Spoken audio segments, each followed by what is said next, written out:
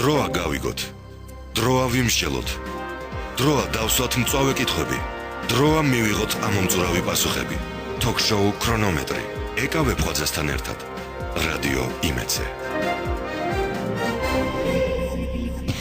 ვილნიუსში საქართველოს ევროკავშირის შორის ასოცირების შეთანხმების პარაფირება დასრულდა ისტორიული დღე და საქართველოს ევროპული ინტეგრაციის პროცესის შეუქცევადობა, რაც გულისხმობს ხელშეკრულება და რა საშინაო დავალების შესრულება მოუწევს საქართველოს. ამ და სხვა მიმდინარე პოლიტიკურ თემებზე დღეს გადაცემაში ანალიტიკოსი ზაალ ანჯაფარიძის მოსაზრებებს მოვისმენთ. Talk-show ქრონომეტრი. ეკა ვებხვაძესთან ერთად. რადიო იმედზე. საღამოშიდობის ეთერშია გადაცემა ქრონომეტრი. მე ეკავებხოძე გახლავართ, ჩვენი გადაცემის სტუმარი ანალიტიკოსი ზაალ ანჯაფარიძე გახლავთ. მე მას მივესალმები საღამოშიდობის ფატმოსა. მოგესალმებით. დიდი მადლობა მობრძანებისთვის. ჩვენი ტელეფონის ნომრებია 292 11 88 292 11 შეგიძლიათ დაგვირეკოთ ამ ნომრებზე და დასვათ კითხვები პირდაპირ ეთერში, ასევე შეგიძლიათ გამოაგზავნოთ მოკლე ტექსტური შეტყობინება ნომერზე 917778. SMS გზავნილის ღირებულება შეადგენს თქვენი მობილური ოპერატორის სტანდარტულ ფასს. ამ სერვისით რადიო იმედს უზრუნველყოფს კომპანია SMS-Co 3W SMS-Co.G. ეს არის საიტის მისამართი და ტელეფონი 219 ბანოზალ ვილნიუსში, როგორც თქვი, საქართველოს ევროკავშირის შორის ასოცირების შეთანხმების პარაფირება დასრულდა. მე უბრალოდ ვიტყვი, რომ ამ 1000 გვერდიანი დოკუმენტია, რომლის პარაფირება საქართველოს საგარეო საქმეთა მინისტრის მოადგილე დავით ზალკანიანმა, ასევე ეკონომიკის მინისტრის მოადგილე მიხეილ ჯანელიძემ განახორციელეს ერთად. და ამ დღეს უწოდეს ისტორიული დღე და აღნიშნეს, რომ საქართველოს ევროპული ინტეგრაციის პროცესი უკვე იღებს შეუქცევად ხასიათს. ეთანხმებით თუ არა ამ მოსაზრებას და არის თუ არა ეს ნამდვილად ასე? უპირველეს ყოვლისა უნდა ითქვას, რომ ხელშეკრულების ამ ხელშეკრულების ტექსტის პარაფირება არის ყველაზე უფრო სერიოზული ნაბიჯი, რაც საქართველოს აქამდე გადაუდგავს ევროკავშირთან დაახლოების კუთხით. ანუ ეს არის ერთგვარი დასრულება იმ ძალისხმევისა, იმ მრავალწლიანი მოლაპარაკებებისა, რასაც საქართველოს სახელმწიფო აწარმოებდა ევროკავშირთან. მაგრამ აქვე მინდა განმარტო ჩვენი მსმენელებისათვის, რომ ამ ხელშეკრულების ტექსტის პარაფირება და ხელშეკრულების ტექსტის ხელმოწერა, რომელიც მოსალოდნელი არის 2014 წლის შემოდგომისთვის, არ არის ევროკავშირში გაწევრების გარანტია, როგორც შეიძლება თქვა ბევრს ეგონოს ჩვენს საზოგადოებაში. ეს არის ინსტრუმენტი, ერთ-ერთი ინსტრუმენტი, რომელიც აახლოებს საქართველოს ევროკავშირთან და რა თქმა უნდა ქმნის წინაპირობებს იმისათვის, რომ გარკვეული პერიოდის შემდეგ, როდესაც საქართველოს დააკმაყოფილოს ყველა მოთხოვნებს, რაც მას მოხდენებს ევროკავშირი, მას უკვე შეეძლოს ევროკავშირში გაწევრიანება. ანუ ეს არის გადადგმული ნაბიჯი გაწევრიანებისკენ, შესაძლებელია ესე ვთქვათ. ერთ-ერთი პირველი ნაბიჯი გადადგმული გაწევრიანებისკენ და ერთ-ერთი ინსტრუმენტი იმისა, რაც ჩვენ სახელმწიფოს ეძლევა ხელში იმისათვის, რომ მან დაიწყო დაახლოება ევროკავშირთან. თუმცა არის ძალიან ბევრი სამუშაო ქვეყნისთვის. აუცილებლად, რა თქმა უნდა. რაზეც ამბობენ, რომ ექსპერტებიც ამბობენ, რომ ეს არ იქნება მარტივი. ბუნებრივია, საუბრობ ეს ერთი წელი და შემდგომში ალბათ კიდევ, ხო? რა დავალებები აქვს ქვეყანას შესასრულებელი? საკმაოდ ბევრი დავალება მინდა გითხრათ. უპირველეს ყოვლისა ეს ეხება კანონმდებლობის ჰარმონიზაციას საქართველოს და ევროკავშირის, იმიტომ რომ ის ტექსტი, რომელიც პარაფირებაც ახლა მოხდა, ასევე შეიცავს ტექსტს ღრმა და ყოვლისმომცველი სავაჭრო სივრცის შექმნა საქართველოს და ევროკავშირის შორის. გარდა ამისა, იქ არის ჩადებული რამდენიმე თავი, რომელიც მოიცავს კოოპერაცია სხვა სფეროში. ეს არის გარემოს დაცვა, ტრანსპორტი, უსაფრთხოება, კიდევ ბევრი სხვა სფერო. და ამ კუთხით ჩვენ მოგვიწევს ძალიან ბევრი მუშაობა იმისათვის, რომ ჩვენი შიდა კანონმდებლობა, ჩვენი რეგულაციები დავაახლოვოთ ევროკავშირის რეგულაციებთან. განსაკუთრებით ეს ეხება სურსათის უვნებლობის საკითხს და სანიტარო და ფიტოსანიტარო ნორმებს იმისათვის, რომ მოხდეს ეს ყოვლისმომცველი ღრმა სავაჭრო სივრცის შექმნა, ანუ ამაზე ხელმოწერა იმისათვის, რომ შემდეგ ამით ჩვენს პროდუქციას გაეხსნას გზა ევროკავშირის ბაზრისკენ, მაგრამ ამისათვის საჭიროა რომ ჩვენი პროდუქცია სრულად აკმაყოფილდეს იმ მოთხოვნებს, რა მოთხოვნების არის ევროკავშირში. და ამისათვის კი არის ძალიან ბევრი სამუშაო გასაწევი და მინდა გითხრათ რომ დღეს და ხვალაც პარლამენტში მიდის სამუშაო ჯგუფის სხდომა, რომელიც სწორედ ეხება სურსათის უნებლობის თაობაზე საკანონმდებლო ინიციატივის მომზადებას, რომ ამ მხრივ მიღებული იქნეს ისეთი კანონი, რომელიც დააკმაყოფილებს ევროკავშირის მოთხოვნებს. ძალიან საინტერესოა მოსაზრება მამუკარიშიძე ამბობდა თუ არ ვცდები, რომ ევროპასთან თავისუფალი ვაჭრობა საქართველოსთვის არის დამხუბველი, რადგან ეს იქნება მხოლოდ იმპორტი. ეს საფრთხე იქნება მანამ ძალაში, სანამ ქართული წარმოება არ შეიქმნებაო. ეს ეთანხმებით ამ არგუმენტს. მე შეგახსენებ ჩვენი ეკონომიკის მინისტრის ბატონი კვირიკაშვილის ამ მოსაზრებას, რომ 7-10 წლის შემდეგ უკვე საქართველოს ექნება იმის პოტენციალი, რომ გაიტანოს თავისი პროდუქცია ევროკავშირის ბაზარზე. ანუ ეს არის გრძელვადიანი პროცესი. რა თქმა უნდა, იმიტომ რომ ახლა ჩვენი ვიცით ყველამ კარგად, მეტნაკლებად კარგად თუ რა მდგომარეობა არის ამ კუთხით აქ საქართველოში. ძალიან ბევრი ჩვენი კომპანია, ჩვენი წარმოებელი კომპანია ჯერ კიდევ საკმაოდ შორს დგას იმ სტანდარტებისგან, რა სტანდარტებსაც უნდა აკმაყოფილებდეს მისი პროდუქცია იმისათვის, რომ ის შეუფერხებლად მოხვდეს ევროკავშირის ბაზარზე.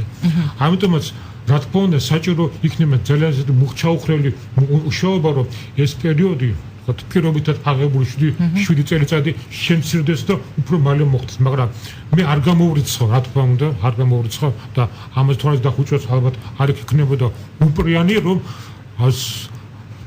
გარკვეული რაოდენობა კომპანიებისა მართლაც ესე იგი დადგეს დახურვის წინაშე, იმიტომ რომ მათ ვერ დააკმაყოფილონ ეს სტანდარტები.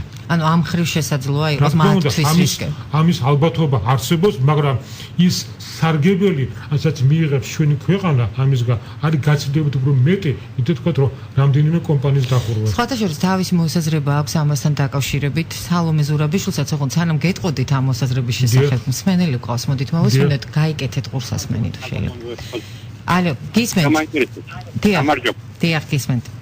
აი ჩვენთვის მომგებიანი გავიტანთ. მაგრამ ერთი და აღნიშნავს ხომარმა რომ სტანდარტებს რა აქვს. მეორე კიდევ როდესაც ევროპის ბაზარი უკვე გაჯერებულია და ჩვენ გვასატანი გვაქვს ციტრუსი, ღვინო და სხვა სოფლის მეურნეობის პროდუქციები. აი ამ შემთხვევაში როდესაც ჩვენთან ყოველგვარი ამ პროდუქციის გატანა გამოიწვევს საქართველოს შრომითი რესურსების დასაქმებას და მოსახლეობის სამუშაო ადგილების შექმნას, ეს ანალოგურად გამოიწვევს ევროპაში იქ სამუშაო ადგილების დაკარგვა და მაშინ როდესაც უკვე ევროპას აწუხებს თავისი უმუშევრობა. აი ამ შემთხვევაში ევროპა რამდენად დაგტახება, რამდენად დაგვეხმარება, რომ ჩვენი პროდუქცია გავიტანოთ ის. მან არ დაკარგოს თავისი ბაზარი, თავისი ადგილი, სამუშაო ადგილები და მეორე კიდევ აი ესეთი ეკონომიკა სულ გადაწყვეტილ ხდება სტანდარტებზე, დადგება ევროპულ სტანდარტებზე. აი მის შესაძლებლობა ბაზა გვაქვს კიდევ ჩვენ. გასაგებია. რუსული ბაზარი აგვითვის. დიდი მადლობა, გასაგებია. გაიგეთ კითხვა. დაახლოებით გავიგე კითხვა.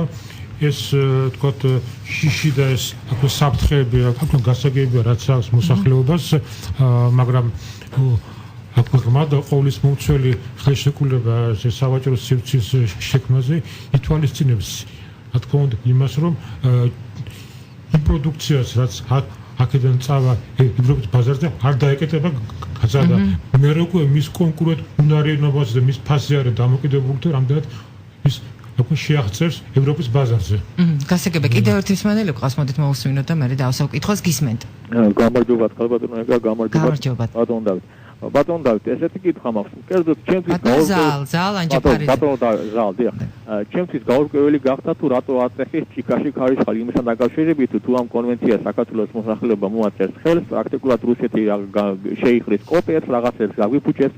რუსეთმა ძალიან კარგად ნახა პრიბალტიკასთან მიმართებაში თუ რა გაუკეთა პრიბალტიკას ევროკავშირში გაწევრიანებან, რომ ისინი საკმაოდ დიდი წრემლების ტირიან და რატომ ტეხავენ ხოლმე ესეთ აჟიოტაჟს? რუსეთმა ისიც კარგად იცით, რომ საქართველოში ამ კავშირში გაწევრიანებით თავარია, რომ არ ლანძღავდეს რუსეთს პოლიტიკურად და არ აკნინებდეს მის პრაქტიკულად ავტორიტეტს და რატომ უნდა გამოხატოს ჩვენ და მე მაგალითად მაინც და მაინც რაღაც ესეთი უარყოფით დამოკიდებულება საბაზრო ეკონომიკასთან დამართებული და მიმართებაში ის ხო ისედაც ვალდებულია, ოდესაც ის მსოფლიო ორგანიზაციაში, სავაჭრო ორგანიზაციაში გაწევრიანდა, რომ პრაქტიკულად ჩვენდამი ყველაფერზე წამოვიდეს თანხმობაში ნორმალური იდეოლოგიიდან და შეთავაზებიდან გამომდინარე. მაინტერესებს ისინი აგვიხსნათ. დიდი მადლობა. შეგი რუსეთს აქვს თავისი სტრატეგიული ინტერესები იმ სივრცეზე, რასაც ის უწოდებს მათივე ტერმინოლოგიით რო ვთქვათ, ოდნავ ближнее зарубежье. ამიტომაც მისთვის ევროკავშირის გავლენის გაძლიერება იმ სივრცეზე, რომელსაც ის თავის გავლენის სფეროთ მიიჩნევს, ყოველთვის პოტენციურ საფრთხედ აღიქმება და რუსეთმა ჩვენ ძალიან მკაფიოდ გვაგრძნობინა, რომ მისთვის ანტირუსული რიტორიკის შენელება არ არის საკმარისი და მისთვის აუცილებელია, რომ საქართველო მას დაუდასტუროს, ასე ვთქვათ, ერთგულება, თანამშრომლობა იმით, რომ მან პირი იბრუნოს რუსეთისკენ და გარკვეულწილად ისე დაცილდეს ევროატლანტიკური ინტეგრაციის პროცესი. აი ეს არის რუსეთის ცალსახა მოთხოვნა და მინდა გითხრათ, რომ სტრასბურგში, როდესაც იყო ჩასული ჩვენ დელეგაცია, ამის თაობაზე მას რუსულმა დელეგატმა ძალიან ცალსახად გამოცხადა და გარდა ამისა, რომ გადავალოთ თვალი რუსეთის საკმაოდ ავტორიტეტული პოლიტიკოსების, ანალიტიკოსების გამოსვლას მათ პუბლიკაციებს, ჩვენ ვნახავთ, რომ რუსეთი, რომელიც ადრე აცხადებდა, რომ მისთვის არ წარმოადგენს პრობლემა საქართველოს ევროკავშირში გაწევრიანება, დღეს უკვე აი ამ პროცესად ეწინააღმდეგება. მართალია ჯერჯერობით მისი მთავარი საზრუნავი არის უკრაინა და მთელი ძალისხმევა იქ არის გადატანილი, მაგრამ დიდი ალბათობით შეიძლება ვივარაუდოთ, რომ თუ კი შედგება ეს პარაფირება და პრინციპში უკვე შედგა და მოეწერება ხელი ამ დოკუმენტს შემოდგომისთვის, რუსეთის საქართველოს წინიღს გააძლიერებს, მაგრამ მეორე საკითხი არის, თუ სადამდე რამდენად შორს აქ შეუძლია წავიდეს რუსეთს ამ მიმართულებთ, იმიტომ რომ ხა უკრაინისგან განსხვავებით მას რა თქმა უნდა აქ ზემოქმედის ბერკეტები საქართველოს, მაგრამ არც იმდენად დიდი, როგორც თქვა ეს უკრაინასთან მიმართებაში, როდესაც მან ეკონომიკური ბერკეტების გამოყენებით ძირითადად აიძულა იქაური ხელისუფლება, რომ აქ დაემუხრუჭებინა მისი სვლა ევროკავშირისკენ. მე ვფიქრობ, რომ საქართველოს ხელისუფლებამ ამ შემთხვევაში უნდა გამოიჩინოს მაქსიმალური წინდახედულობა და აუხსნას რუსეთს, რამდენადაც ეს შესაძლებელია, რომ საქართველოს ევროკავშირში გაწევრიანება არ იქნება მიმართული რუსეთის საკუთარ ეს ერთი. მეორეს მხრივ ალბათ მე ასე მოველი და ყოველ შემთხვევაში მაფიქრებინებს ამაზე ევროპელი მაღალი რანგის პოლიტიკოსების განცხადებები, რომ იმ საფრთხეს გათვალისწინებით, რაც შეიძლება დაემუქროს აღმოსავლეთის პარტნიორობის წევრ ქვეყნებს, რუსეთის მხრიდან ევროკავშირი უფრო გააძლიერებს თავისი მხარდაჭერას საქართველოს და ამ ექვსეული სახელმწიფოების მიმართ და უკვე ამის თაობაზე არის აქტიური მოწოდებები ევროპაში, რომ ევროკავშირმა უფრო გაზარდოს მხარდაჭერა, მათ შორის პოლიტიკური მხარდაჭერა იმისათვის, რომ განვიენტრალოს რუსეთი და მომავალი საფრთხეები. ეს რამდენად შესაძლებელია რუსეთთან დაკავშირებით აუცილებლად გითხავთ, უბრალოდ სალომე ზურაბიშვილის ამასთან დაკავშირებით, პარაფირებასთან დაკავშირებით არგუმენტი მინდა მოვიყვანო, ის თავის Facebook გვერდზე წერდა, რომ პარაფირება, რომელზედაც ყველა საუბრობს და თითქმის არავინ იცის რა შეა საქმეო, ანუ ერთდროულად ის ძალიან ბევრს ნიშნავს და ამავე დროს ნიშნავს ძალიან ცოტასო. საექსპორტო პროდუქციასთან დაკავშირებით საუბრობს ქალბატონი სალომე და ასევე ვიზებთან დაკავშირებით, რომ სწორედ იმ მოსახლეობას, რომელიც სულ მოუთმელად ელოდება, გამარტივება არ შეეხება და მხოლოდ გარკვეულ კატეგორიებზე გავრცელდება. ანუ სირთულეები არ მოიხსნება ევროპულ საკონსულოებში, პირიქით გართულდება ეს მდგომარეობა. ანუ სამუშაო არის ძალიან ბევრი და ძალიან გრძელვადიანია. დიახ, სწორედ ამაზე ვამბობდი მე და რაც შეეხება სავიზო რეჟიმს, დიახ, ესე იგი ეს სავიზო რეჟიმი არის განკუთვნილი გარკვეული კატეგორია მოქალაქეებისთვის ამ ეტაპზე და შესაბამისად სალომე ზურაბიშვილი ალბათ გულისხმობდა იმ ადამიანის, ვისაც თქვა უნდა თუ სამუშაო იშოვნა ევროპაში და აქ საუბარია თითოეულ ადამიანზე, ნებისმიერ მოქალაქეზე და არა თქვა გარკვეულ კატეგორიებზე, რომელსაც ისედაც არ აქვთ გართულებული ევროპის ქვეყნებში გასვლა, ხო? ნებისმიერ მოქალაქეს სჭირდება ვიზის აღება. მაგრამ სავიზო რეჟიმის ლიბერალიზაცია გამოიწვევს იმას, გარკვეული კატეგორიის მოქალაქეები იმოგზაურებენ ვიზის გარეშე. მაგრამ ასევე საკმაოდ დიდი კატეგორიის მოქალაქეები დაჭირდებათ მაინც ვიზის აღება პირველ ეტაპზე მაინც. მე შესაძლოა ვიფიქროთ რომ მოხდეს სრულად მოხდებოდა ლიბერალიზაცია თუ ესე ვთქვათ ჩვენი გაწევრიანება აბსოლუტურად რეალისტური გახდება ჩვენ უფრო დავახლოვდებით ევროპას ალბათ მოხდება უკვე შემდგომი ლიბერალიზაცია და უფრო მეტი კატეგორიის მოქალაქე შეიძლება რომ გავიდეს. ვიზოთ. კიდევ ერთი არგუმენტი, ანუ რაც მატერიალური სარგებელი შეიძლება ვთქვათ მოყვეს ამ პარაფირებას და რა გვინდა ევროპა, არის არგუმენტი ქალბატონის სალომის ისევ ეს უნდა მოვიყვანო, რომ ამაში არის სწორედ დიდი მავნებლობაო ამბობს ის, რომ ჩვენ გვაჯერებენ რომ უნდა გვინდოდეს ევროპა, იმიტომ რომ კონკრეტულ სიკეთეებს მოგვიტანს და ეს ილუზია როცა გაქრება, ევროპულ ორიენტაციას შეუდგება წყალი და მოყავს მაგალითად ამერიკა, ნატო, როდესაც ეს მოხდა, იმიტომ რომ 2008 წელს მაგალითად რუსეთ საქართველოს ომის დროს ესეც ქვეყანა ელოდებოდა ნატოსგან გარკვეულ დახმარებას და შემდეგ ეს ილუზიები გაქრა. შესაძლებელია ეს მოხდეს ევროპასთან მიმართებაშიც. ანუ იყოს ძალიან დიდი მოლოდინი და შემდეგ აღმოჩნდეს რომ არაფერი. იცით რა არის ამიტომაც არის საჭირო რომ ძალიან ზუსტად აეხსნას ჩვენ მოსახლეობას თუ რას უნდა ველოდოთ ჩვენ ევროპასთან დაახლოების შედეგად. ამის თაობაზე ჩემის აზრით საკმარისი ინფორმირება მოსახლეობის არ ხდება და თუ ხდება ეპიზოდურად.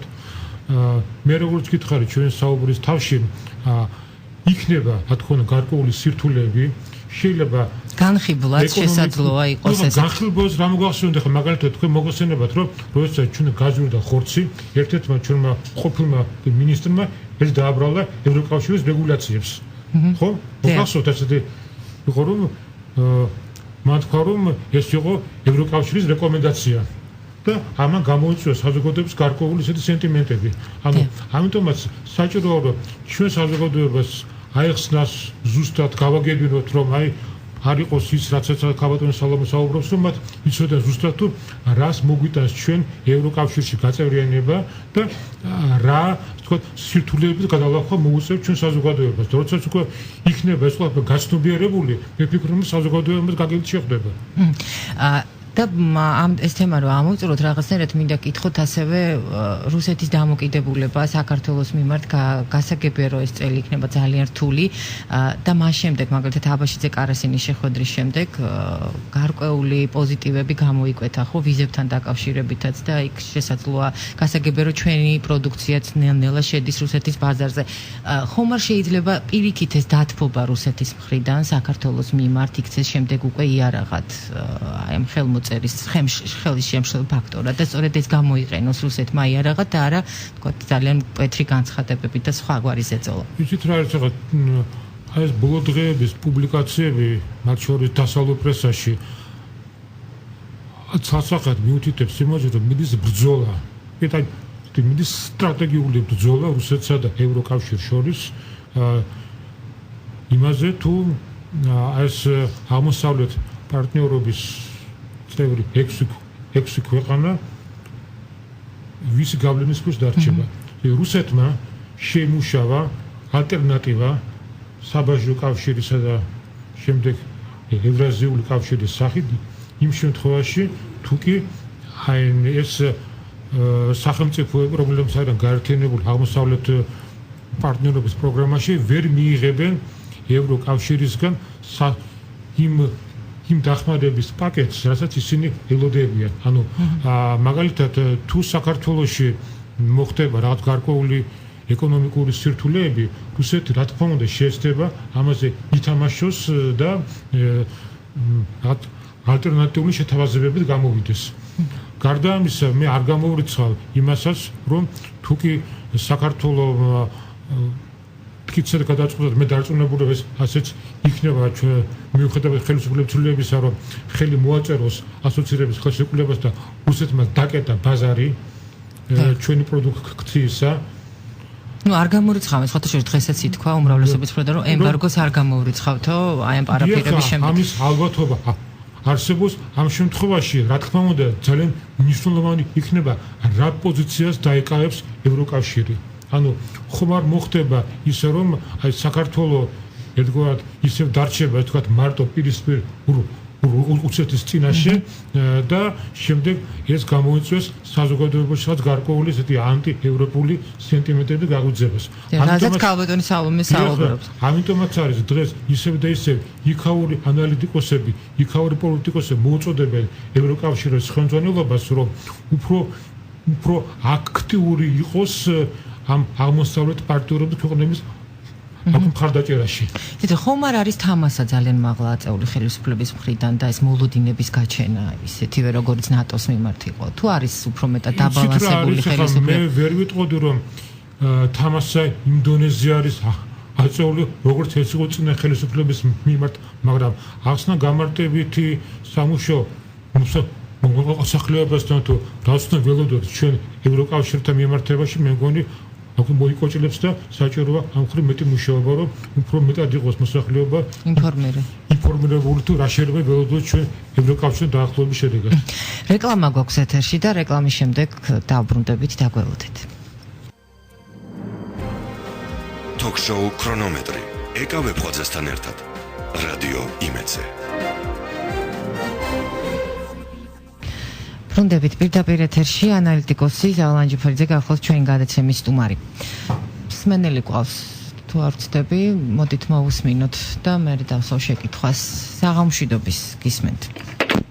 გისმენთ ეთერში ხართ. საღამოშვიდობისა მოგესალმებით. გამარჯობა. ესე იგი საუბარში იყო გაჟღერებული პოზიცია, რომ შეიძლება ევროპამ უარი გითხრას ან მიგვატოვოს ან რაღაცა, მე მინდა არგუმენტები მოვიყვანო, რატო შეიძლება უარი არ თქვას ევროპამ ჩვენს და პირიქით ჩემი აზრით გულის ფანს ქალით ელოდება, როდის შევალთ ევროპაში. პოზიცია შემდეგშია, მე ვფიქრობ, მას ევროპას, ანუ ალტერნატიული გზა ჩინეთამდე უეჭველი ჭირდება და რუსეთთან ეხა არ იცის. რუსეთთან ერთი გზა კი აქვს, მაგრამ მაინც ალტერნატივა აუცილებლად უნდა რომ კონდეს მეორე მიმართულება და ეს მისთვის ძალიან მნიშვნელოვანია. აქედან გამომდინარე, როდესაც ჩვენ ამას ბოლომდე პარაფირების შემდეგ ერთი წლის შემდეგ ხელს მოვაწერთ, თვითონ მოსახლეობამ ვისაც გააჩნია მიწის ნაკვეთები, მათ უნდა იცოდნენ, რომ ეს მიწის ნაკვეთები ამ მიწის ნაკვეთებს ოქროს ფასი დაედება, ამიტომ აუცილებლად გაყიდვისგან თავი შეიკავოთ.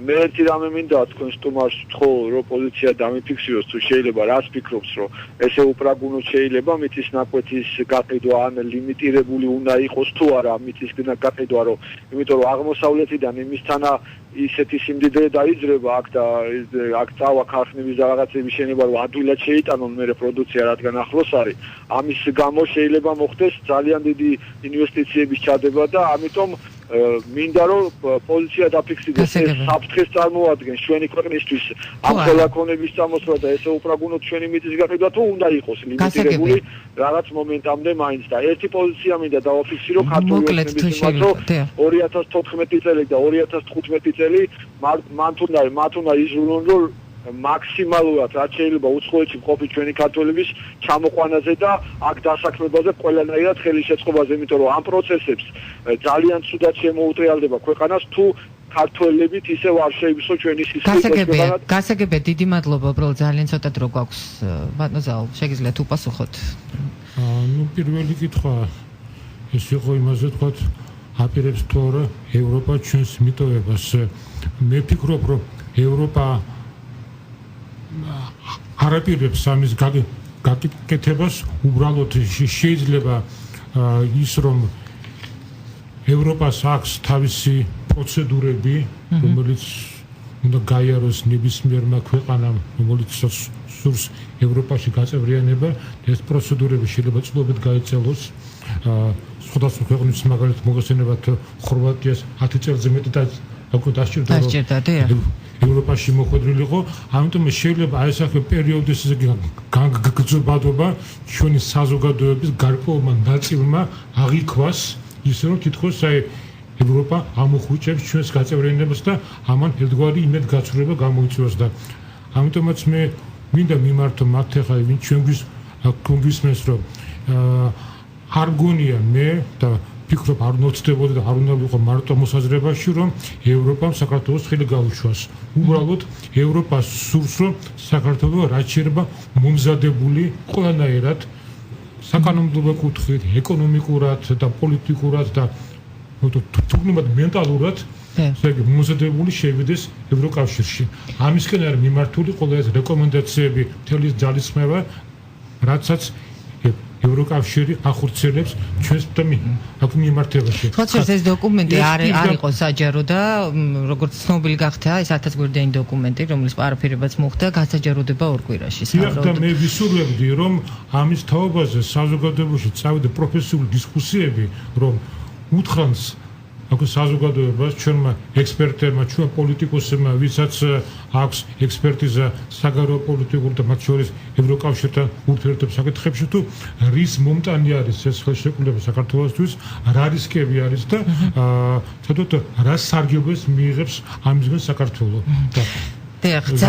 რაც შეეხება მიწების საკითხს, ახლა ჩვენ ვართ ცივილიზებული სამყაროს ნაწილი, ვიტყვით ამისკენ და შესაბამისად ჩვენ ამ საკითხში უნდა მოვიქცეთ ისე, როგორც იქცევა ცივილიზებული სამყარო. ასე რომ ცალსახა აკრძალვა მიწის გაყიდვაზე მე ფიქრობ, რომ ის აჯდება ცივილური აქ ნორმებში და ამის გაკეთება საქართველოს არც ერთ ხელისუფლებას არ ეგების და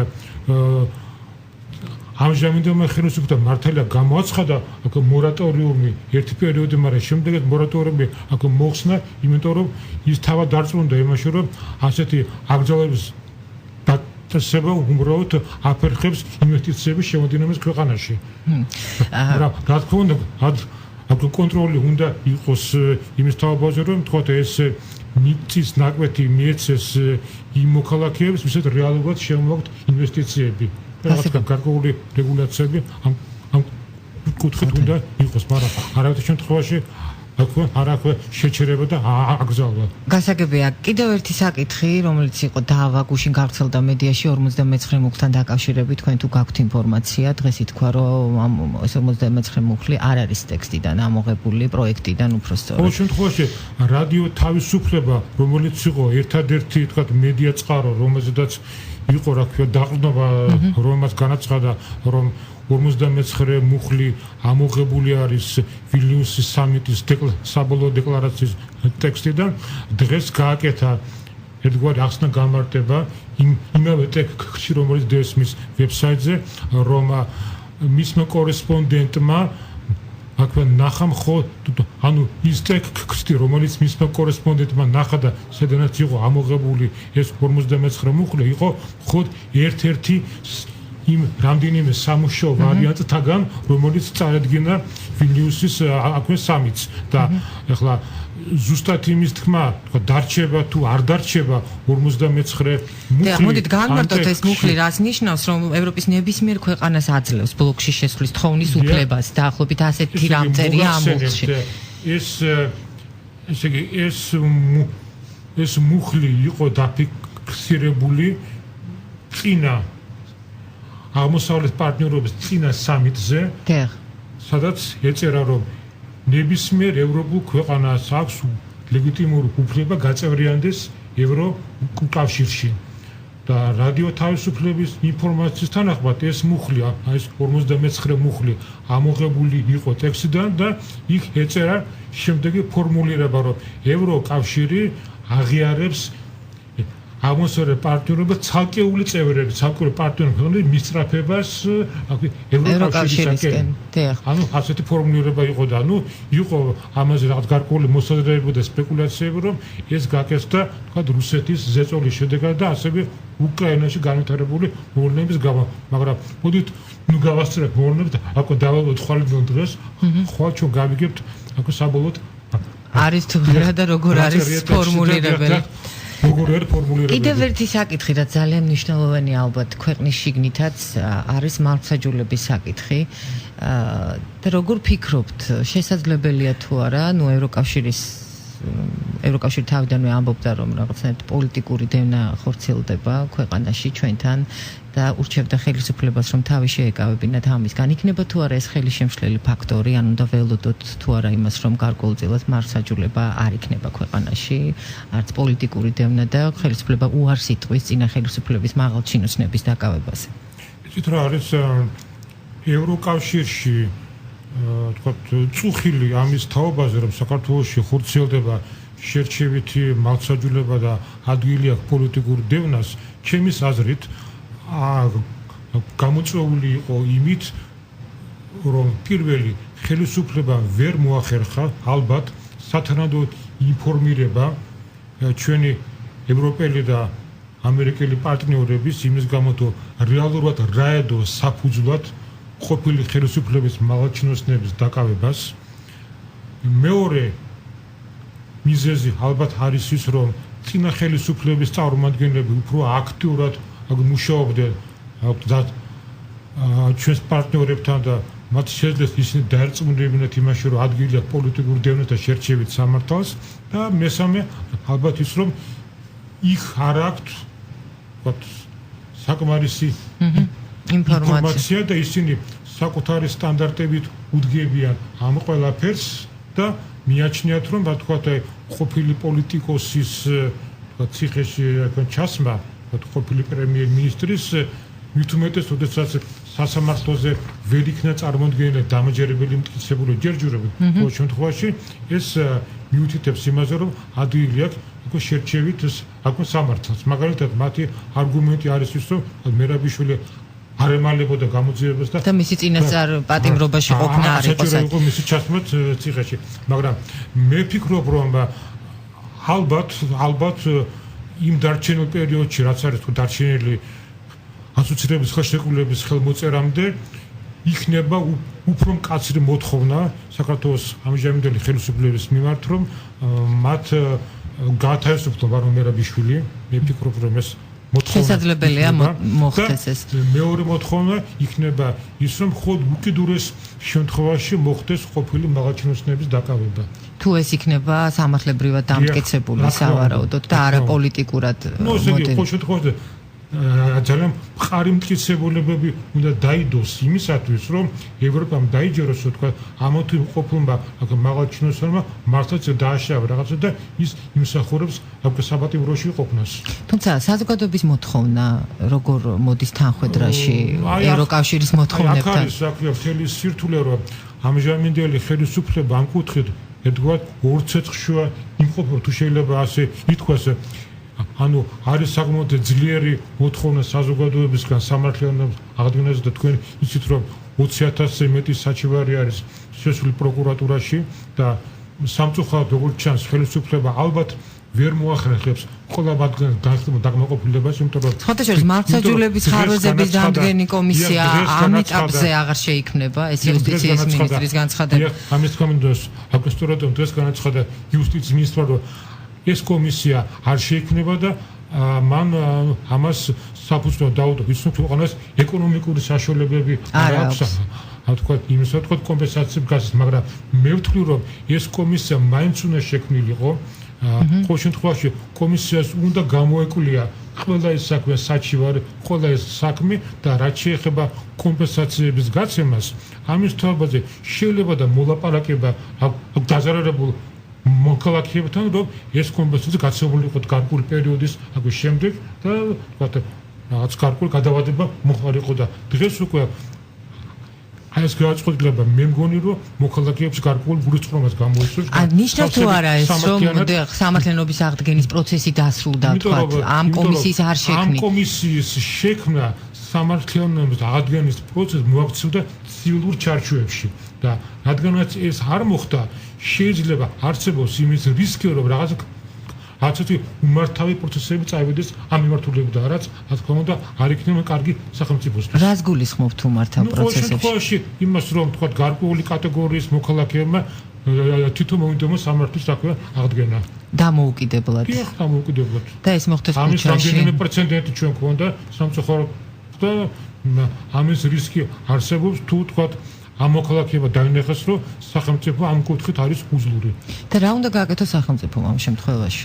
სახელმწიფომ უნდა მოიფიქროს მექანიზმი იმისა, თუ როგორ უნდა უპასუხოს საზოგადოების ამ მოთხოვნას და ჩემის აზრით, სწორედ ამ კომისიის შექმნა იყო ერთ-ერთი მექანიზმი და როგორც უკვე გითხარით, სახელმწიფომ უნდა აწარმოოს მოლაპარაკებები ამ მოქალაქეებთან, შევიდეს მათ აქტიურ დიალოგში და აუხსნას მათ სამართლიანობის აღდგენა შეიძლება ვერ მოხდეს მყისიერად.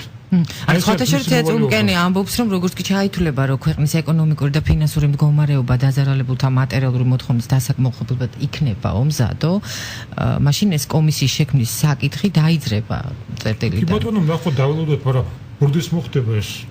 უნდა უთხრას ხელისუფლებას, რომ აი ჩვენ დაახლოებით აი რაღაც გარკვეული პერიოდის მანძილზე შევძლებთ ამ კომისიის ხელახლა ამოქმედებას. ანუ ამ კომისიის შექმნას. მაგრამ ხა როცა ასეთი ზოგადი განცხადება არის რომ აი ოდესღაც ეს მოხდება, ნუ ბუნებრივია ხა ადამიანი ხომ იცით ხა ისი ბუნებიდან გამომდინარე მით უმეტეს და ის საკუთრებად დაზარალდა ამ ყოფილი ხელისუფლების მოქმედების შედეგად მათ შეიძლება გაუჩნდეს ეჭვები და შეიძლება მაინც როგორც გითხარით შეიძლება ამან მიყვანოს რაღაც გარკვეულ და როცა ეს იყო მთავარი დაპირება ხელისუფლების ეს უწინარ საარჩევნო დაპირება და ძირითადი ელექტორალური თქვა რესურსი ხელისუფლებამ სწორედ ამ დაპირების შედეგად აკრიფა ჩემს აზრით. და ეს არ ეხება ევროკავშირს, ბოლო კითხვა მინდა დაგისვათ თბილისის მერობასთან დაკავშირებით კანდიდატი წამოაყენა ქართულმა ოცნებამ, თქვენი პოზიცია ძალიან საინტერესოა ამასთან დაკავშირებით, იმიტომ რომ მიდის საუბარი იმაზე, რომ ეს იყო ძალიან ნაადრევად დასახელებული და თავად კანდიდატურის მიმართაც არ არის ერთგვარი პოზიტიური განწყობა. უცით რა არის ახლა ცეთი საჩოთვიროს აქ საკითხია მე ვთვლი და ვიზიარებ მოსაზრებას კანდიდატურა იყო დასახელებული ნაადრევად ეს ერთი მეორედ კანდიდატურის შერჩევის პროცედურა ჩემს აზრით იყო აცტუმ ადამიანის დემოკრატიული და ფაქტიურად ეს იყო ბიძინა ივანიშვილის თქვა შეთავაზება და ნუ ხა შეთავაზება თქვა რომელზედაც ვარის თქმა ალბათ კოალიციის არც ერთ წევს არ შეეძლო და პრინციპში ისე გამოვიდა რომ ბიძინა ივანიშვილმა შესთავაზა კოალიციას როგორც პრემიერის, ისე პრეზიდენტის, ასევე ქალაქის მერის კანდიდატურები. ისე რომ თქვა კოალიციაში და მან ისიც თქვა რომ წასვლამდე დაასახელებდა მერის კანდიდატურას და ასეც მოიქცა. დიახ, მოიქცა, ანუ უფრო უპრიანი და უფრო დემოკრატიული იქნებოდა, რომ თქვა მერი, თქვა შიდა პრაიმერიზის მეშვეობით ყოფილიყო არჩეული. იმიტომ რომ ეხლა უყურეთ რა გამოდის, რომ მიუხედავად იმისა, რომ ბატონ არმანია ფორმალურად საარჩევნო კამპანიას არ აწარმოებს, მაგრამ ის მაინც აკეთებს ამ გარკვეულ განცხადებებს მის სამოულ გეგმებთან დაკავშირებით და ეს უკვე აღიქმნება საზოგადოების როგორც თქო ფარული წინასაარჩევნო კამპანია. ანუ გარკვეულ რესურსს იყენებს ამ კუთხით. ხო, ეხლა რაც შეეხება საზოგადოების დამოკიდებულებას მისი კანდიდატურის მიმართ, ეხლა რაღაც ნაწილის გაზიარება შეიძლება რაღაც მე კატეგორიულად არ ვეთანხმებ თქვა ის რომ ის არ არის დაბადებული თბილისში და ამიტომ კენჭ არ უნდა მიყოლოს თუმცა ის რომ თქვა თბილისს აქვს თავის კოლორიტი თავისად გარკვეული ურთიერთობები და რაღაც თავისი ნიშან-თვისებები რაც საერთოდ ნებისმიერ ქალაქს გააჩნია და რა თქმა უნდა ქალაქის მერი უნდა იყოს ამაში გარკვეული თუკის სურსომ თბილისის მოსახლეობას და მას აქ პროდუქტული დამოკიდებულება კონდეს და ნუ ხა და ის უნდა იყოს მეურნე და რომ ეს არ არის პოლიტიკური თანამდებობა. მე ვფიქრობ რომ გარდა იმისა რომ ის უნდა იყოს კარგი მეურნე, მას უნდა კონდეს რაღაც გარკვეული კავშირი საზოგადოებასთან. სხვანაირად მას